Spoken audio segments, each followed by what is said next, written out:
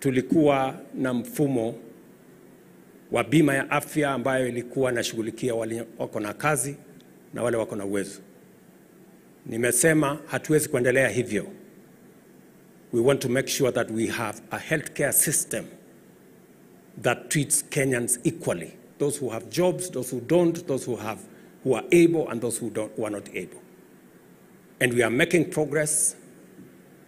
We have agreed on how we are going to deal with shortages of medicines and commodities. We have agreed on how we are going to make sure that there is equipment in our hospitals. We have a clear plan on how we are going to deliver health. Na lazima nimshukuru hawa warembo wawili. Susan Nakhumicha alianza na mimi, and she did a wonderful job. Tafadhali mpigeni makofi huyu mama.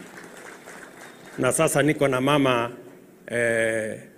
Deborah Mulongo Baraza ananisaidia katika harakati hiyo.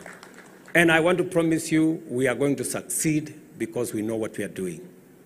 Nataka niulize watu wa Trans Nzoia, unajua ukiona pale katika wale watu wamejisajili, ile ya NHIF ilikuwa na watu milioni 7. Hii ya SHA imefika watu milioni 21, kwa sababu hata wale hawana kazi, hata wale hawana uwezo wamejumuishwa, kwa sababu afya ni ya kila mtu. Sio wale wako na kazi na uwezo peke yao wanakuwa wagonjwa, kila mtu anakuwa mgonjwa.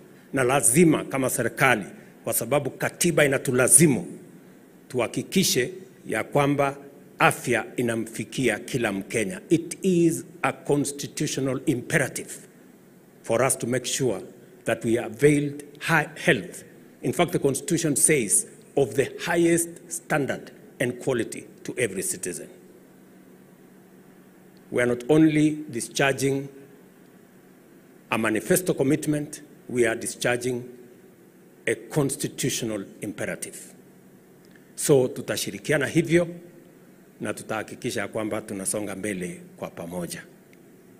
Watu wa hapa Trans Nzoia, mimi nataka niseme nimefurahi sana kufika hapa leo, hata ingawaje ni siku ya huzuni kwa kumpoteza huyu ndugu wetu, lakini mimi nataka niwahakikishie that this man has booked a place in the annals of history for what he did for this nation when the nation needed somebody to do the right thing.